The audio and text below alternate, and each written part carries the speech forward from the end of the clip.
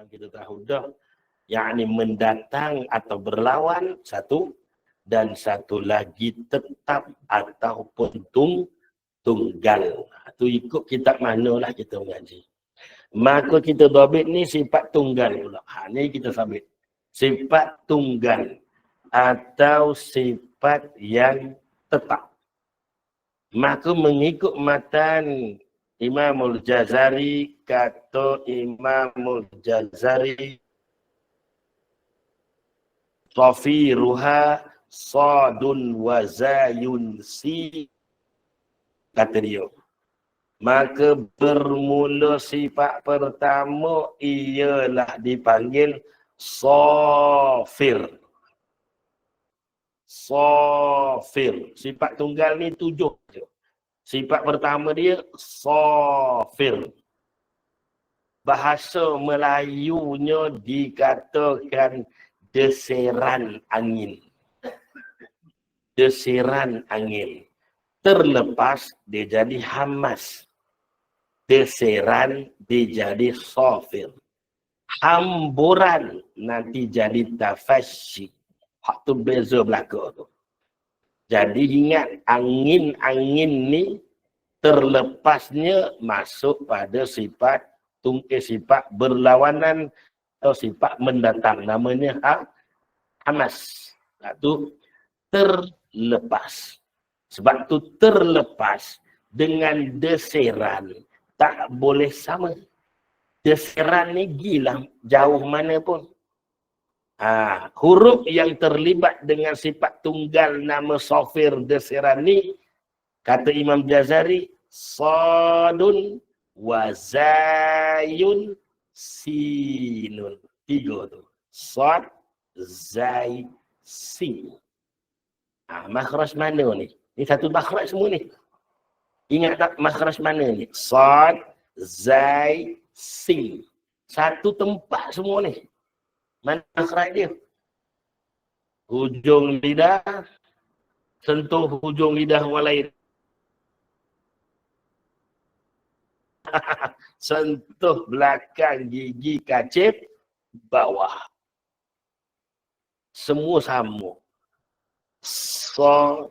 Babit pada safir tu juga. Berlaku pada semua kelakuan. Babit situ.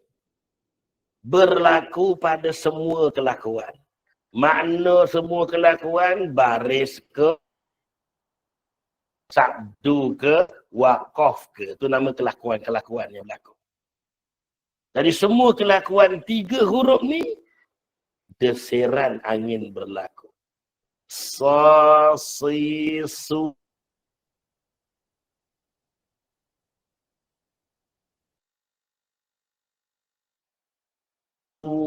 Zazizu, isi, usu, belaka-belaka. Dia beza dengan hamas. Hamas kita panggil terlepas.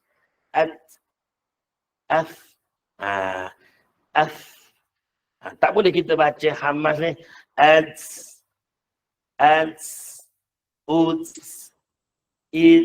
Itu bukan terlepas. Hak tu melepas. Boleh. Sebab dia terlepas bunyinya sikit.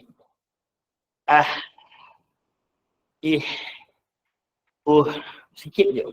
Bukan kan? Kita faham dah? Jadi konsep pada terlepas tu sikit je. Ada pun deseran terpulang. Terpulanglah. Baca banyak mananya. Itu 3.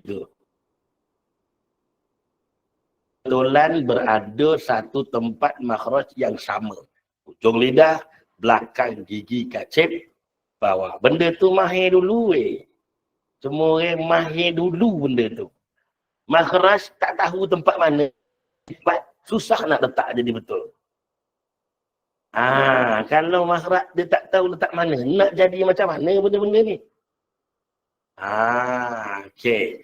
Dhabit lagi pada kata safir, deseran berlaku pada bahagian gigi bawah. bahagian gigi yang bawah. Tu desiran dia berlaku. As belah bawah. Az belah bawah. As belah bawah. Iza tak ada bunyi sebab tak ada desiran. Iza zila ada desiran. Bunyi z tu kena ada. Sebab sifat dia nama safir. Jadi bila baca suratul zalzalah tu, iza zulzilatil ardu zilzalaha. Ha, penat ah. Rokoklah, Allahu Akbar. Penat no ini. Ah, jadi bila dia baca iza zulzilatil ardu zilzalaha,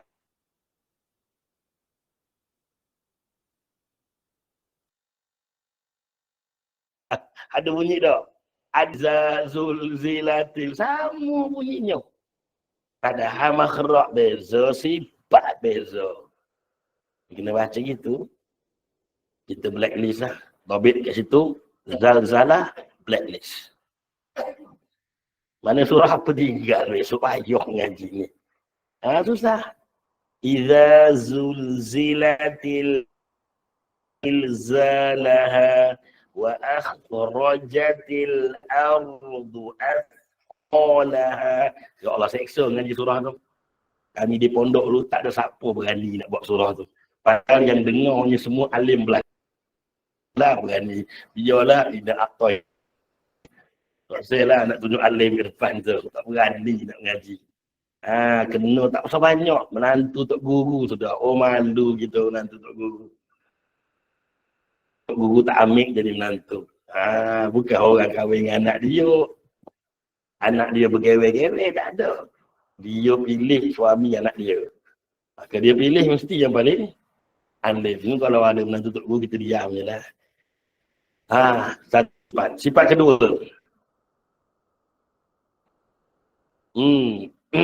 Kata Imam Jazari, qalqalatun qutbu jaddin. Ha, sifat kedua, qalqalah. Oh, ni nak cakap ni.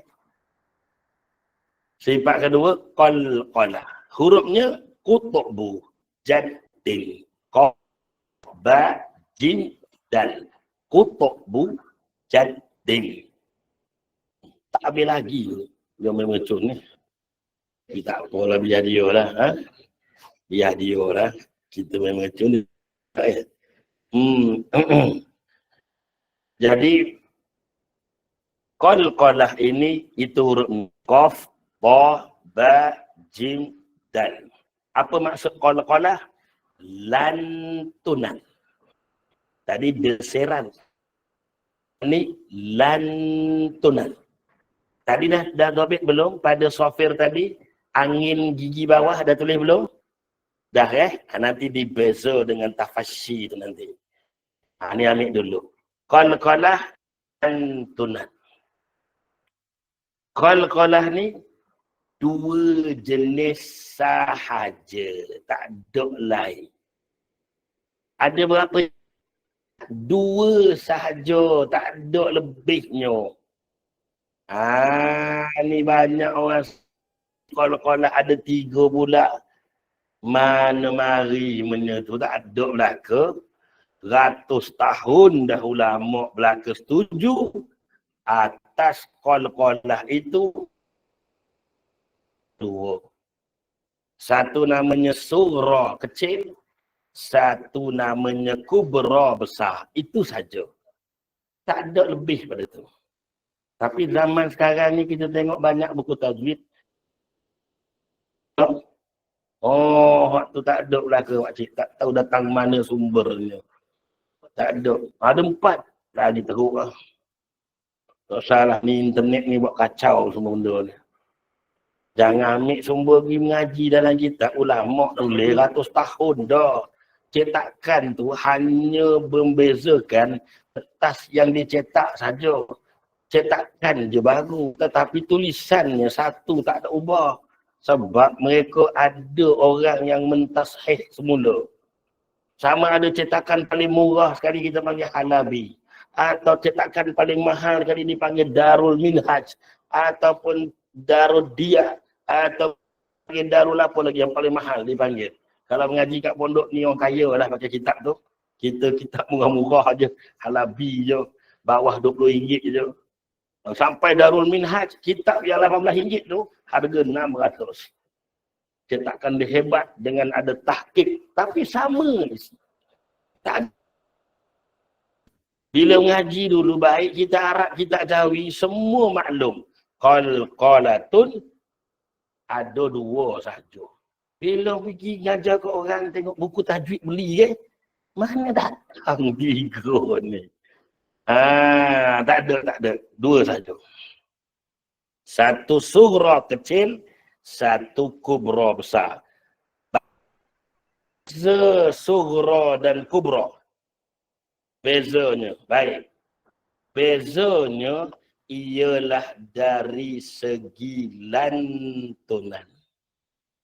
Dari segi lantunan. Tu beza dia. Bukan huruf qalqalah tu qaf toba, qaf dan ta jadi kubra, ba jim dal jadi sughra, hak tu pun bukan. Bezanya dengan lantunan dia. Baik. Tabik pada kata lantunan tu pula.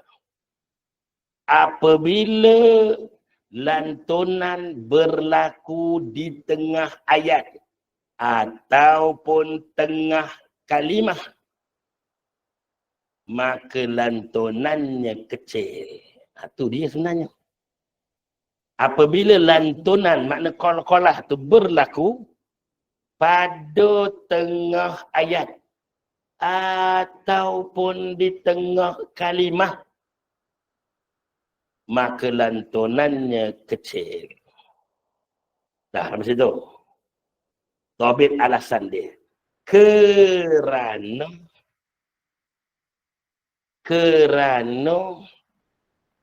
bersebut. Kenapa jadi kecil tu? Kerana bersebut menyebut suku kata seterusnya. Itu alasan dia. Kerana bersebut menyebut suku kata seterusnya. Ni dipanggil qalqalah sughra, kecil belakang. Contoh kita ambil suratul Ikhlas. Ada dua kat belakang tu. Lam yalid. Satu lagi. Walam yulad. Okay. Yalid itu, dia berada di tengah ayat. Dan bukan kata dia tu berada di tengah ayat lagi. Dia tu berada di tengah bacaan. Kita tak wakaf situ kan? Kita sambung dia. Maka lantunan pada dal di situ menjadi lantunan yang kecil disebabkan kita nak menyebut suku kata yang seterusnya. Apa suku kata seterusnya? Wah. Jadi lid itu lantunannya tak sempurna mana. Sebab bersebutnya menyebut suku kata wah. Maka jadilah bunyinya lam yalid wa. Ada tak bunyi tu? Dia tak boleh jadi sama macam lat. Lat lantunan juga. Tetapi tidak berada pada kawasan yang ada suku kata lagi. Sebab dia berada di tempat kita wakaf, kita berhenti. Ada tak suku kata yang kita nak sebut lagi lepas tu? Tak ada. Maka di situ sempurna. Di situ jadi kubra. Itu beza dia. Padahal huruf dal yang sama. Bila dal tu jadi surah, bila lantunan tengah ayat, tengah kalimah, maka bersebut nak sebut suku kata seterusnya. Bila dal tu jadi kubra, apabila tiada lagi suku kata selepasnya. Dengan makna wakaf, dengan makna berhenti. Boleh tak? Lam yalid. Tu kita jadikan dia kubra. Boleh tak? Boleh. Wakaf kan? Bila wakaf, dia jadi sama-sama kubra. Akan tetapi, ghalib, kebiasaan, adakah kita berhenti? Tak. Maka di situ surah lantunan kecil, lat jadi kubra, lantunan besar. Berlaku semuanya, alasannya sebab suku kata lepas tu. Kalau ada suku kata lagi, kecillah dia. Kalau tak ada suku kata dengan makna kita wakaf, maka jadi besarlah. Maka kalau orang baca serupa gini, lam yalid wa lam yulad. Ada beza tak? Tak ada. Salah tu. Ni kalau dia tak erti. Dia mesti yang ada surah dia sikit je. Ada pun kubra sempurna. Lam yalid wa lam yulad. Beza tak? Gitu namanya. Gitulah kalau-kalau. Mudah aja. Kiaslah pada huruf lain pun. Dia tak boleh tengah-tengah ayat atau tengah kalimah sedangkan kita bermasyghul, bersibuk sebutan suku kata yang seterusnya, kita jadikan sebutan lantunan tu sempurna. Hak tu salah. Sebab dia mesti akan jadi qalqalah yang dibangsa kepada qalqalah surah kecil. Contoh, alam yaj'al kaidahum. Tadi salah tu. Alam bunyi jelas.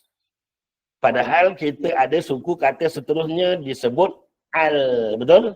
Maka bersebut situ tak jadi sebutan sempurna. Alam yaj'al, sikit tu dah. Ini tak ada, bagi nak rock dia bunyi. Kul huwallahu ahad. Boleh tak sempurna? Surah ke kubra? Sebab apa? Tak ada. Sebab wakaf tu paling senangnya. Paling ilmiahnya, tak ada lagi sebutan suku kata lain. Allahu samad. Sama? Yang ketiga ni. Lam yalid wa lam yulad. Jaga kat lid tu. Kalau dia baca lam yalid wa lam yulad. Tak jadi. Bunyi qalqalah jenis dia salah. Bahaya ngaji imam. Jaga kul huwallah pun jangan baca juga. Blacklist juga. Apa yang tinggal nak bacanya? Hak tu tak boleh, ni tak boleh. Sebab orang dah tahu dah. Awak jadi imam sini, orang dah dengar dah. Imam ni baca kubra ke sugra ni. Tak faham imam baca gini. Kalau tak bunyi, lagi salah. Lam yalid wa lam yulad. Jadi jahil pula. Dah bunyi pula, ada lagi pecah dia. Gini je dah kalau-kalau. Mana ada lain? Duk kemana kada kalau-kalau ketiga. Tabbat yada abi lahabin wa tab. Kata tu ke? Mana ada? Mana ada? Habis kenapa dibaca tu lambat sedikit? Kita ngaji dah sifat mendatang. Apa sifat bah? Syiddah. Tertahan. Tertahan tu pula ada sabdu gandaan. Itu saja. Tabbat yada abi lahabin wa tab. Itu je. Wa tab. Bukan wa tab. Boleh angkat cermin mata, pakai balik, buka balik. Tak ada. Jangan ikut tak ada. Tu je kalau-kalau. Cuma kena kenal mana surah, mana kubra. Hak tu je. At'amahum. Boleh tak? At'amahum. Boleh tak? Tak boleh. Hak tu kubra ke surah? Surah sebab ada suku kata seterusnya tu. Jadi ada tak lantunan tu? Ada. Sikit tu dah lah. Hak tu nama lantunan. Hak tu nama qala-qala. Nak lantun banyak-banyak, jiwakafkan dia. Ahad. Puas hati. Gilah nak buat kat mana pun. Ni belajar sifat huruf. Baru faham situ. Dok sampai bila mengaji qalqalah ni dia bedal belaka semua benda. Satu je beza. Huruf dia 5, kiaskanlah kita. Nak bunyi sedikit apabila di pertengahan bacaan, di pertengahan ayat, di pertengahan bacaan kita bunyikan sedikit saja. Itu nama surah. Dan apabila kita wakafkan dia ataupun memang tempat tu tempat wakaf, maka kita lantunkan sempurna. Itu saja. Lantun tetap melantun. Beza sedikit ataupun banyak. Itu je beza. Adapun yang ketiga dengan mengatakan melambatkan seumpama ada sakta di situ, tak ada. Tak ada dalam kitab. Tak ada. Memang tak ada. Sah tak ada. Internet je ada. Buku tajwid je ada. Tak faham mana datang tu. Puaslah kami mengaji pun semua orang akan tanya. Yang mana yang bukan ngaji pondok ni mesti tanya. Babo, tak ada ke qalqalah mana ketiga? Babo tak layan dia. Tak pernah ada. Habis macam mana dapat tu? Wallahu a'lam. Alasannya sama je.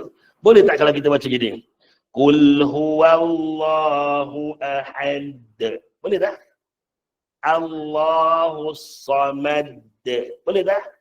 Apa bezanya kalau kita baca watab? Apa bezanya? Boleh ke tak? Bukan kata ahad watab. Tak ada. Kok. Kata kan? Yaumul haq. Kok. Ada tengah-tengah tu. Kenapa? Sebab namanya akbar. Tak ada alasan cerita tu. Tak ada alasan. Tu cerita qalqalah. Habis dah. Faham? Qalqalah ni berapa jenis? 2. Itu saja. Tak ada beza punya. Ketiga, sifat yang ketiga dipanggil sifat tunggal atau tetap ialah lin. Sifat lin. Jangan diambil faham pada mat lin. Jangan. Sifat lin. Beza pada cerita dia. Sifat lin, maksud dia dalam bacaan ialah lembut. Dalam mat tu dipanggil ganjil. Lin yang sama. Tapi kalau jadi mat lin, dia kata mat yang ganjil. Adapun sifat lin dalam bacaan dipanggil sifat yang lembut. Okay, nanti kita bawa contoh dia. Tobit lagi, huruf yang terlibat ialah sama macam lin. Ya dan waw yang sebelumnya berbaris atas. Sama je. Ya dan waw yang mati yang sebelumnya berbaris atas. Okay. Sama macam matlin, sama lebih kurang. Ni beza dia. Berlaku ketika waqaf. Berlaku ketika waqaf. Makna tak berlakulah ketika wasal tu. Baik. Okey, fahamlah. Sifat lin. Makna dari segi sifat ialah lembut. Jangan sama dengan matlin. Matlin makna dari segi tajwidnya ganjil. Tapi lin dari segi sifat bermakna lembut pada baca dia. Huruf sama. Ya dengan waw yang mati sebelumnya berbaris atas. Bezanya matlin dengan sifat lin. Matlin ni berlaku semua keadaan. Adapun sifat lin pada waqaf saja. Okey. Di mana lembutnya? Contoh gini. Li'ila fi Quraish. Tu. Li'ila fi Quraish. Dari segi mat dinamakan mat lin lah. Berapa panjang dia? Boleh pergi ke sampai tahap 6 ke 5 harakat. 5 harakat biasa dengar. Biasa dengar 2 alif setengah 5 harakat. Boleh pergi tangga situ. Tetapi dari segi sifat dibaca lembut Quraisy.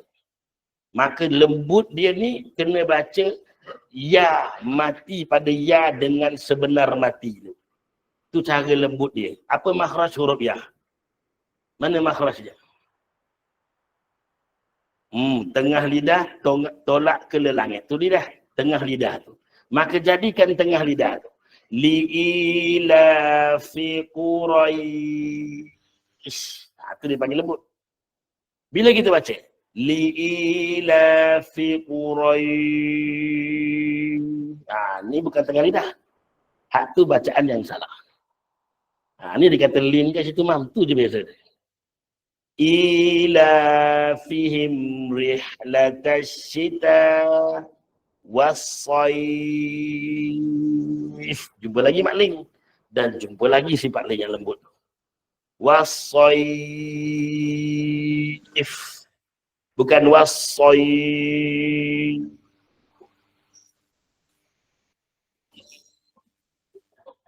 Kasut ketawa, kasut dengar.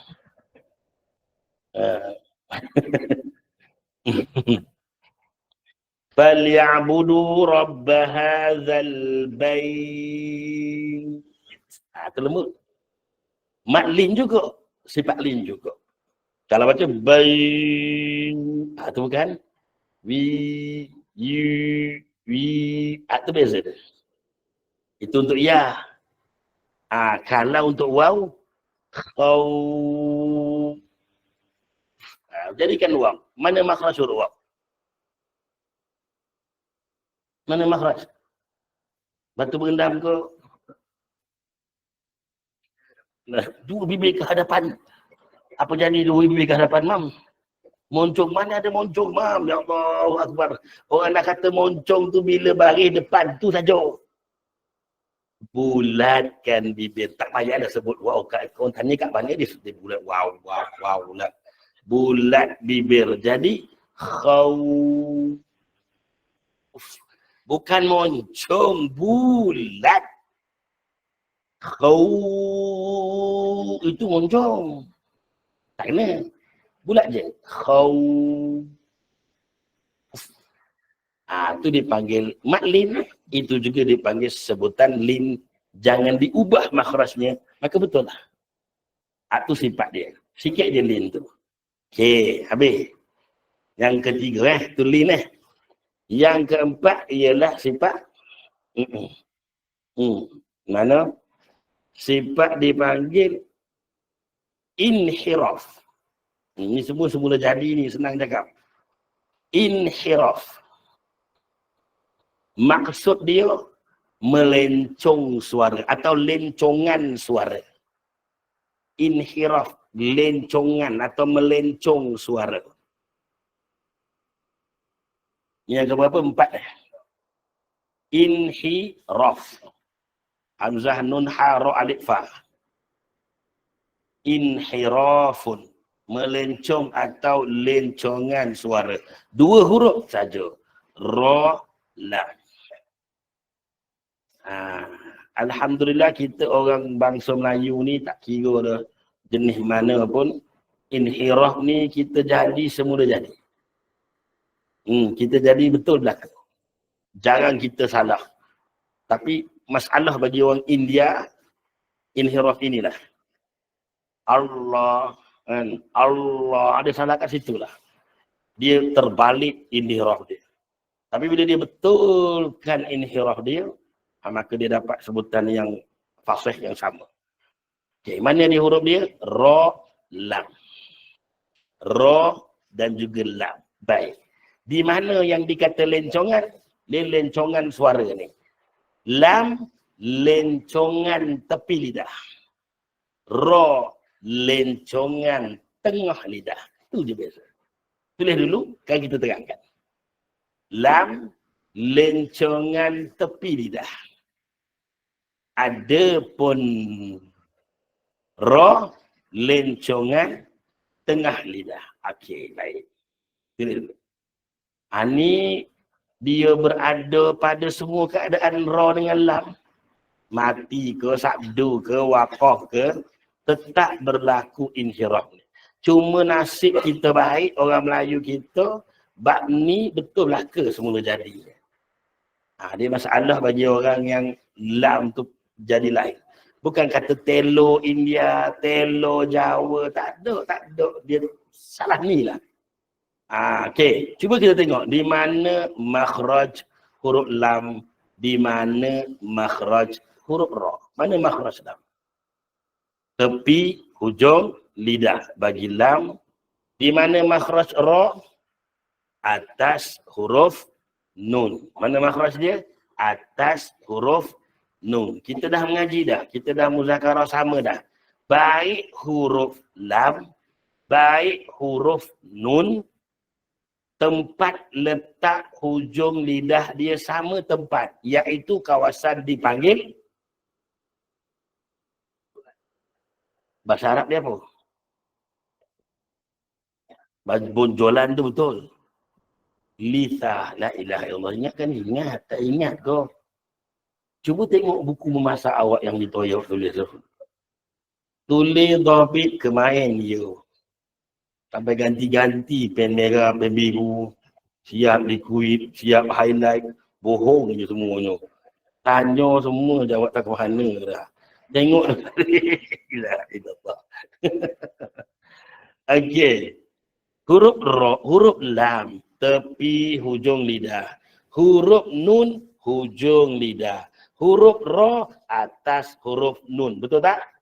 Okey. Jadi makhrajnya, huruf lam dan huruf nun, tempat letak hujung lidah dia tetap sama. Iaitulah bonjolan daging belakang gigi kacip atas. Kita panggil dengan satu perkataan lithah. Betul? Betul tak? Okey. Baik, kita matikan huruf lam tu. Matikan dia. Panjangkan mati tu. Okey. Bunyi dia secara semula jadinya, dia ke depan. Bunyi dia akan terkeluar dengan secara melencong.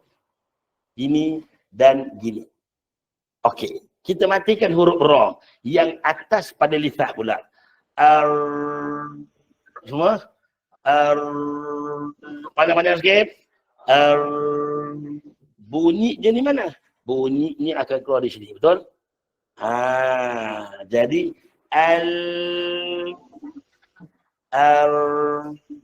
dia akan berpusat pada satu tempat saja. Itulah sifat yang dipanggil inhiraf. Kita buat dah jadi semula jadi dah, tak usah fikir nak buat macam mana. Tak usah makcik pakcik fikir.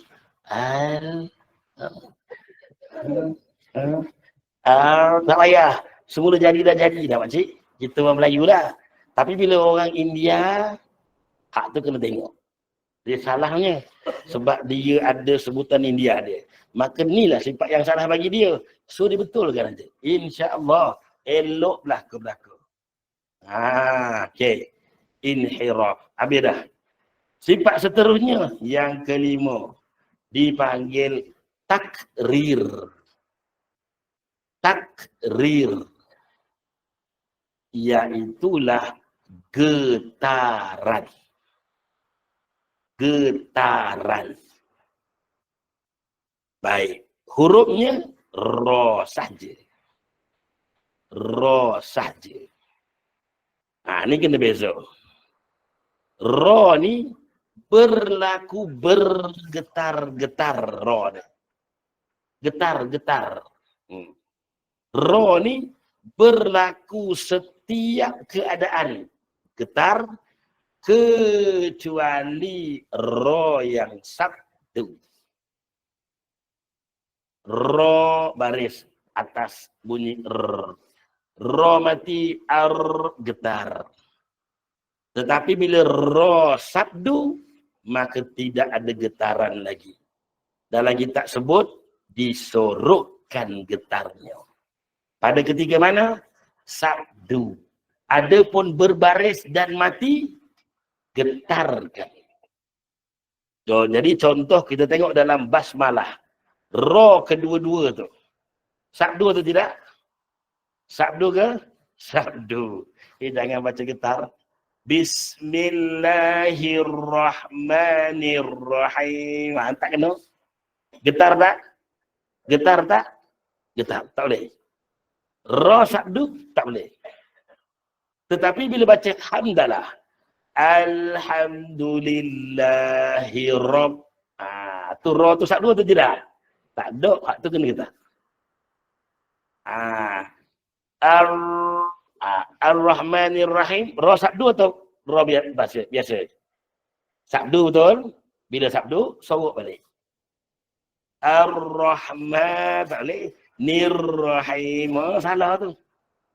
Walaupun sifat dia nama takrir getaran, tetapi ketika wajah keadaan dia bersabdu, maka ulama sebut sorokkan getaran. Kaedah cara baca sama je. Jadikan makhraj huruf ra yang atas huruf nun pada ketika tu juga getar, jadikan kaedah yang sama pada ketika tu juga untuk sorok. Maka baca dia Bismillahirrahmanirrahim. Alhamdulillahi Rabbil Alamin. Ar-Rahmanir Rahim. Itu. Ra sama-sama ra. Cuma beza getar atau tidak. Alhaakumut takatsur. Ra mati ke sabdu atau tidak? Tak, maka getar lah. Hatta zurtumul maqabir. Zur mati ke sabdu? Zur mati ke sabdu? Mati. Maqabir sabdu ke mati? Mati, maka bunyilah. Beza dia tu saja. Huruf yang sama, sifat yang sama, nama getaran, cuma ketika sabdu sorokkan getarannya. Jangan baca Ar-Rahman. Tak kena. Allamal Qur'an. Tu je mati. Jangan baca Ar-Rahman. Salah tu. Ghairil. Itu kena getar. Sebab ra tu mati ke berbaris. Ghairil. Ra tu ke getar lah. Dia nak kena biasa ni. Itu lain. Wal fajr walayalin ashr. Ataupun apa nama tu, wal asr. Tu kena bunyi. Innal insana lafi khusr. Sin kena bunyi safir, dia juga rikhawah, dia juga jadi apa kita panggil? Dia rikhawah, dia juga safir, dia juga hammas. Kena bunyi. Itu juga ra mesti bunyi sebab ra ada di situ, dan apa nak bunyinya? Bunyi sifat dia. Apa bunyi sifat dia? Getar. Wal 'asr. Innal insana lafi khusr illa alladhina amanu wa 'amilus shalihat wa tawassaw bil haqq. Tak ada lah. Wa tawassaw bis sabr. Bis sabr. Tak boleh dengar ba, sebab adakah ba itu dipanggil kubra atau sughra ketika itu? Ba tu kubra atau sughra? Kubra atau sughra? Kecil ke besar? Ya, sughra, kubra sama je saya sebut ni. Kecil ke besar? Kecil. Sebab ada lagi huruf seterusnya. Dan ada suku kata yang kita nak sebut. Walaupun tidak berbaris, tapi kita sebut sifatnya, iaitu getar. Sabr, sabr, sabr. Itu saja. Kena bunyi, kena bunyi, kena bunyi. Tadi itulah. Wal fajr, walayalin ashr. Bunyi ser, bunyi tu. Itu namanya sifat takrir. Habis kelima. Keenam, sambung. Keenam dipanggil tafashi. Tafashi. Makna dia hamburan angin. Ni beza. Hamburan angin. Hurufnya satu saja, sin. Sin. Beza hamburan dengan desirat. Bezanya tafashi dengan safir, ialah keluar angin tu. Kalau safir, angin keluar gigi bawah. Ada tulis tak tadi? Ada pun tafasyi, keluar di celah kedua-dua gigi. A'udzu billahi minas atas keluar, bawah keluar. Sebab tu sebutan dalam bahasa Melayunya dipanggil hamburan. Ada pun pada sofir desiran. Sebab desiran di bawah saja, hamburan kedua-dua belah gigi. Alam nashrah. Janganlah buat, tolonglah. Awak makhraj masih lagi. Orang kata tadika lagi, jangan buat lalu dah. Sebab nanti mesti nash. Orang buat, dia nak buat juga. Tapi dia tak perasan. Dia hak ni betul dulu lah. Hak ni betul dulu. Hak ni makhraj. Makhraj ni. Alam nashrah. Geram dengar. Kalau makcik pakai niqab pun saya nampak juga. Tak usah tipu lah. Kerana bunyinya kita tahu. Sebab apa? Cuba kita moncong huruf shin. Okey. Masa nash, angin keluar di atas ke di bawah? Jangan ada beri now moncongnya. Atas ke bawah? Atas. Tu salah dia. Memang akan salah punya makhrajnya. Sebab sifat dia salah. Shin, sifat dia tafasyi. Tafasyi, hamburan angin yang keluar dari kedua-dua celah gigi. Kalau kita moncong, sedangkan pakai niqab tebal tu. Pakai yang macam langsir punya niqab tu. Tebal ke main tak nampak apa pun. Tapi bunyi, tak ada. Dengar tahu dah waktu gigi atas belakang. Jadi sebab apa datang angin gigi atas? Sebablah orang pakai niqab ni moncong. Tak payah tengok pun tak apa. Sebab kalau dia tak moncong, automatik sifat shin tu betul. Alam minas. Betul tak? Mana datang betul? Sebab makhraj huruf shin, pertengahan lidah, tolak ke langit, tiada mengundang bibir. Hak tu cakap makhraj. Apabila sambung dengan sifat bahawa shin bersifat dengan tafasyi, maka hamburan angin yang keluar mesti keluar dari kedua-dua gigi. Jadi dia sahih lah. Dia kata pakai tengah lidah, tapi angin keluar gigi atas. Faham dah? Moncong dah tu. Faham ni? Habis makcik dia mustahil. Keluar gigi atas ke? Bahaya lah. Mana ada orang moncong keluar dua-dua. Kalau ada cacat dah tu. Tu sebab salah dia.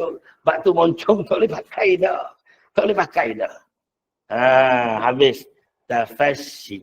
Berlaku semua keadaan dhabit. Semua huruf shin. Syasisyu. Asyaisi. Usyu. Itu tetap berlaku. Ngaji tu. Memang lama lah. Puluh tahun kita moncong pakcik. Takkan boleh betul dalam masa 2 hari. Okay. Tak boleh jadi lah. Mengamalkan 10 tahun moncong ni. Tak jadi, tak boleh. Memang kena 10 tahun juga lama-lamanya. InsyaAllah, pelatih perlahan-lahan. Jangan rebut masa mengaji ni, nak ngaji banyak, jangan.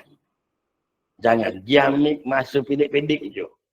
Dulu masa kita mengaji, masa mula-mula dululah mengaji, untuk membetulkan makhraj ni, biasa Tok Guru suka ambil juzuk 29 tu.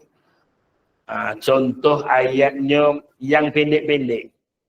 Ya ayyuhal muddathir kum fa'anzir wa rabbaka fakabbir wa thiyabaka fatahhir wa rujsa fahjur. Hari mulut nak bacanya. Wala tamnul tastaksir. Tu upaya pendek je dah. jadinya. Nipis-nipis dia kerjakan gigi tu, kejap kat atas, kejap kat bawah. Biasa ambil tu, surah Al-Muddathir tu. Atau Muzammil, boleh juga. Qumil laila illa qalila. Tu biasalah, dua surah tu dah. Tapi dulu saya mengaji Muddathir. Payah sikit nak keluarkan ta, sin, ta. Baca laju-laju sikit. Masa tu lah, Tok Guru suruh baca ulang ayat tu. Tapi tak jadi pun satu surah. Baca dua baris tu. Baca semua. Seorang-seorang baca. Keluarkan balik. Alasannya begini. Kenapa baca gini? Alasannya begini. Mana makhrajnya? Alasannya begini. Sampai mahir. Bila mahir insyaAllah baru start balik ayat yang panjang. Sebab nak jadi lembut benda tu. Kita kerah belaka dah. Ngaji kerah belaka. Saya pun sama juga. Belum ngaji kat pondok. Mana reti ngaji. Kita boleh ngajilah. Tapi tak reti. Baca iza zulzilatil ardu zilzalaha. Sama je. Tapi bila masuk pondok baru dia letakkan kita betul-betul. Nak praktis benda ni, makhraj dan sifat, tak ada cara lain. Ambil surah pendek-pendek. Jadi kita biasa main benda tu. Cuba ambil surah apa? Muddathir tu. Saya dulu surah tu lah. Muddathir kum fa'anzir wa rabbaka fakabbir warrujza fahjur. La ilaha illallah. Sesara nak ajar dulu. Tu lama-lama dia jadi biasa. Okey, mula-mula mula-mula. Jangan baca. Nak belajar ngaji start pada Baqarah tu payah, tak kena. Nak ambil pada Baqarah, ambil pada Ali Imran, awak nak jumpa huruf tu payah. Dia biar huruf yang banyak mati, bila dia wakaf dia mati-mati tu kan. Maka nyata sifat tu. Bila nyata sifat tu, masa tu kita praktis tu. Dulu ada, masa kat pondok dulu ada, budak-budak ni dia punya lagu dia. Ada lagu dia nak main, nak biasakan dengan makhraj dan sifat ni. Indonesia selalu buat benda ni. Ada saya jumpa dalam YouTube, saya lupa lah. Masalahnya masa kami kat pondok, sampai dalam jamban benda yang sama. Punya sedap lagu tu, sampai dalam jamban pun. Dia memelodikan benda tu. Sebab apa? Sebab nak jadi terbiasa. Lama-lama sekejap je, tak lama mana pun. Sekejap je, cari dekat saya lah. Tapi mahir makhraj dulu, tempat tu mahir dulu. Sini tempat dia, situ tempat dia, sini tempat dia. Jadi tak jadi itu lain cerita. Kita buat tahu tempat dulu. Lepas tu sifat dah kemas dah, ni tahu kat sini, ni tahu kat situ, ni tahu kat sini, baru masuk sifat. Dia jadi lain lah. Baru keluar tu jadi elok. Sekejap je. Janganlah. Dulu saya mengaji benda ni, mengajarlah. Saya nampak benda tu kalau kita buat kelas 1 minggu, 2-3 kali, contoh 2 kali seminggu atau 3 kali seminggu, dengar sikit. Tak lama, tak sampai setahun, 2 tahun jadi dah. 2 tahun boleh dah. Tapi kena baca sikit-sikit. Janganlah baca banyak, tak ada ni. Sikit-sikit. Tapi insyaAllah 2 tahun dia boleh ubah. Kerana dalam kata huruf hijaiyah yang 28 ni, hanya ada lebih kurang 10 ke 15 huruf saja yang nak kita kenal pastinya. Yang lebih bakinya, terima kasih, syukur banyak jadi orang Melayu, semula jadi dah betul. Cuma kita nak mahir saja. Tapi yang nak kena perbetulkan lahjah ni ada beberapa huruf saja.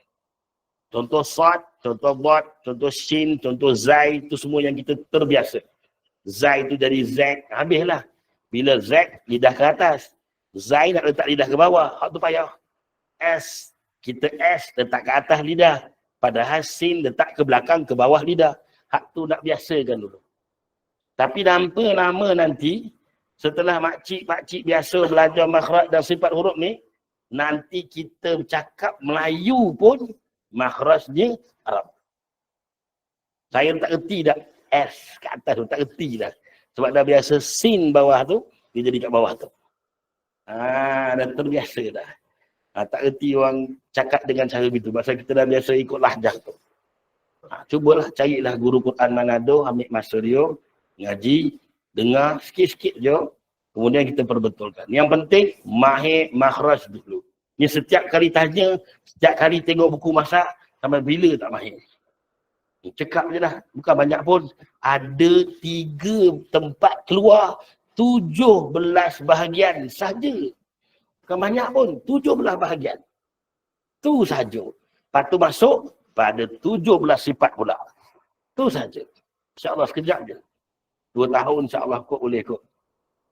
Kalau ngam lagi, budak cik ngaji. Oh, lagi cepat.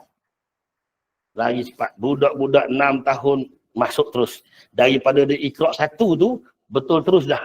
Dan jangan salah lagi dah. Jangan baca dengan sa, si, su, tak ada. Sa, si, su. Suruh dia start pada situ. Oh, tak bergerak lah dia. Tak bergerak lah. Saya tengok anak kawan saya, berajar 1, baca elok dia baca. Sebab dia mengaji dengan kita, bapak dia. Maka dia dah elok bacanya, dia ajar kat anak dia. Budak 6 tahun, 5 tahun baru. Dia jumpa dia baca Quran, oh sedap dia baca. Betul baca budak. Betul sungguh. Padahal dia budak tahu. Darjah 1 apa dia tahu.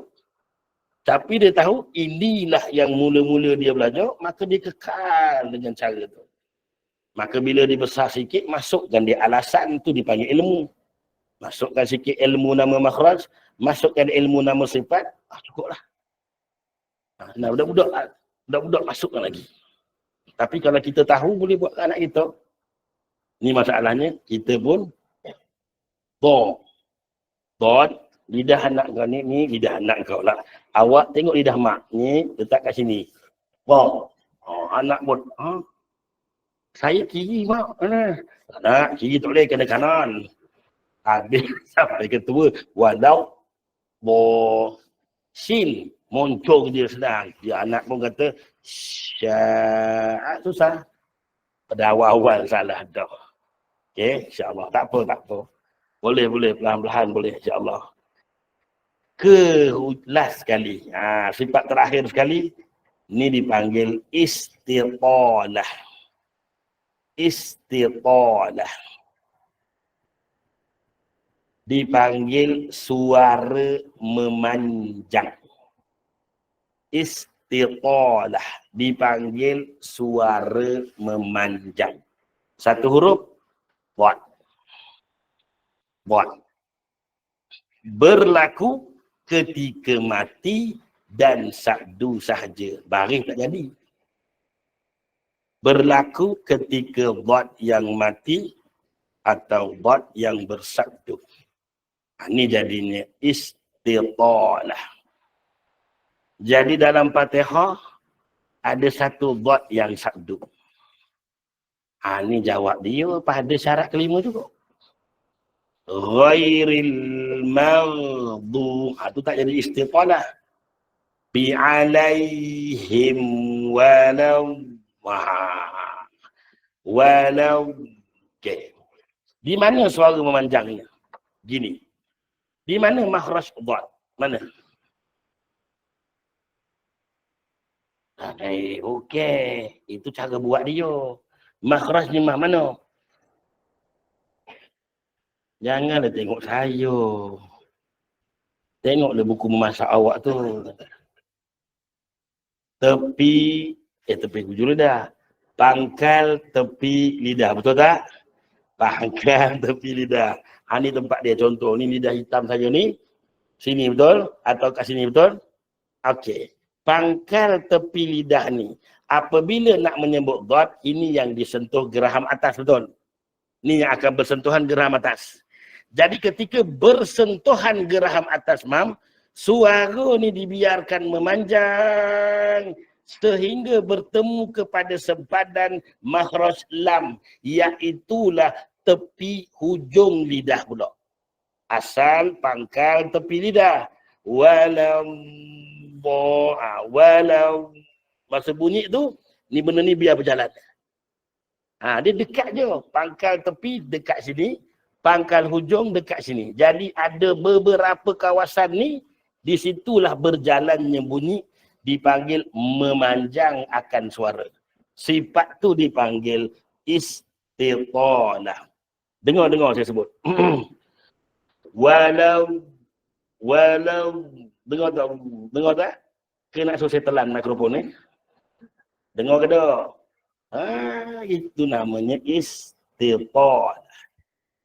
Ghairil maghdubi alaihim walau